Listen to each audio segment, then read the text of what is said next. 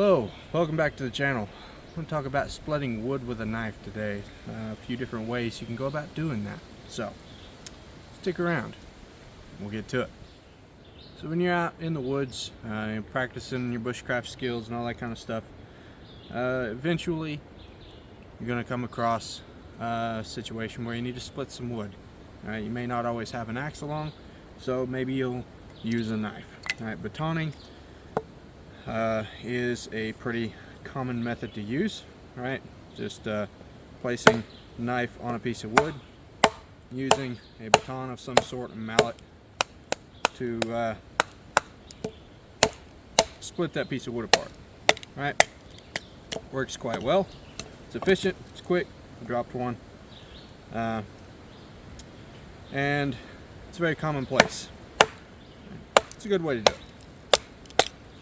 But maybe at some point you're out in the woods and you don't have a knife that you're comfortable using in that way. Right?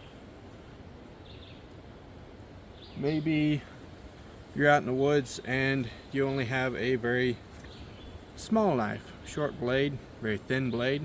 Maybe you don't feel all that comfortable driving that through a piece of wood. All right? Maybe you're out with some type of old hunting knife like this. It's pretty old. I might not feel real comfortable driving that through a piece of wood because, you know, I can't really replace that if it were to fail in some way, break. Maybe you're out with just a pocket knife, like so, right? Just a small little folding knife. So, aside from using a baton to directly split a piece of wood, there are some other methods that we can use, and I'm going to go over those right now. So, I'm going to start off with this this larger round here, and I'm assuming that there's a saw involved, right? Folding saw. I use that to cut this piece of wood. But maybe, as mentioned, you just don't really want to drive your knife through a piece of wood to directly split it by batoning. There are ways to indirectly split a piece of wood using a knife, using wedges. Right? And that's what I'm working on right here, is making a couple of wedges. Just going to sharpen these up into a nice wedge point on the end, like so. Cut that off because that's all mangled up on the end. Fibers going all over the place. Don't really want that to be kind of weak for a wedge. So I'm going to cut all of those funky looking fibers off the end there. That. Now I'll go back, put a little bit more wedge on the end of this here, a little bit more of a point, about like that. That looks pretty good. And now I'm going to cut this in half so that I have two wedges. This two is almost always better than one. So I'm going to cut this in half. I'm going to eyeball the middle about right there. Looks pretty good.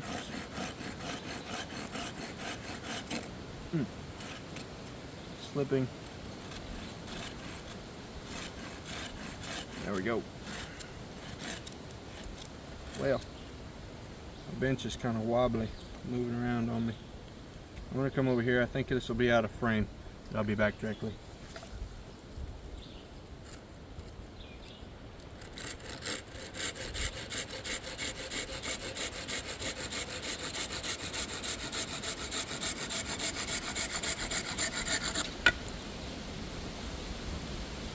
There we go. Two wedges. Done. You could take this a step further and chamfer off the ends here just to make it look a little bit nicer and things like that, but not really necessary. One thing to mention When I formed the wedge shape on these pieces here, I made sure to keep all these larger bumps on the side that's going to go down into the split rather than the side that's forming the split. This kind of takes away some of the work of trimming up all the little bumps and nodules on the stick. Now then, get this piece of wood here, and you can see there are no checks, splits, cracks, or anything in there in the end of that piece of wood that I can use. There are a few on this end, but for demonstration I'm going to use the end that doesn't have any checks in it. And so what I'm going to do is I'm going to lay this on here, and I'm going to just very lightly tap this in here, just like that, just to score the end of this a little bit. And you might need to do this a few times, just gradually getting a little bit deeper now and then.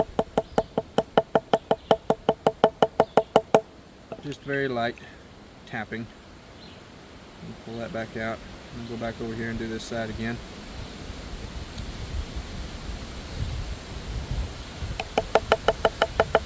Very, very light, nice and easy, about like that. I think that should work. I'm going to do this side one more time just because.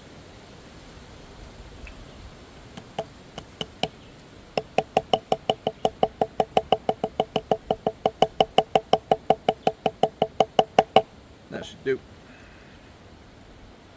Yeah, that'll work. So I'm going to close that up, put that out of the way, and there you should be able to see in the end of that piece of wood there's a nice score line running through there.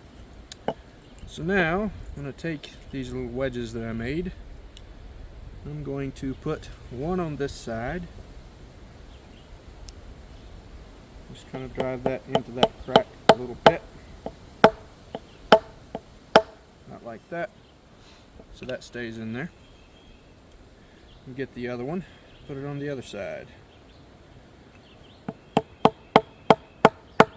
Drive that one in there so it stays. Kind of want these to be facing up a little bit more. Like that. There we go. There. And so now you can see we have wedges placed. So now what I gotta do is strike these going from one to the other, driving them down into the piece of wood. Once they get in there a little bit, I can come back and strike both of them at the same time. Drive them down in there. This one's doing a little bit more work, so I'm going to focus on it. I'll put the other one back in a minute. It's doing pretty good there. And there we go. Indirectly split using a pocket knife, right? Rather than driving the blade through the piece of wood, just make a light score across the end, make some wedges, put them in there, and pound the wedges through instead of the knife blade. Good stuff. And so now, either by batoning the blade through or using wedges, I've got some nice small pieces of wood here. It'd probably be really good for making feather sticks or as larger kindling, things like that.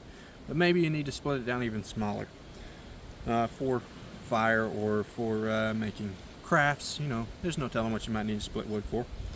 But maybe that's just a little bit too big. So maybe you just keep batoning it down.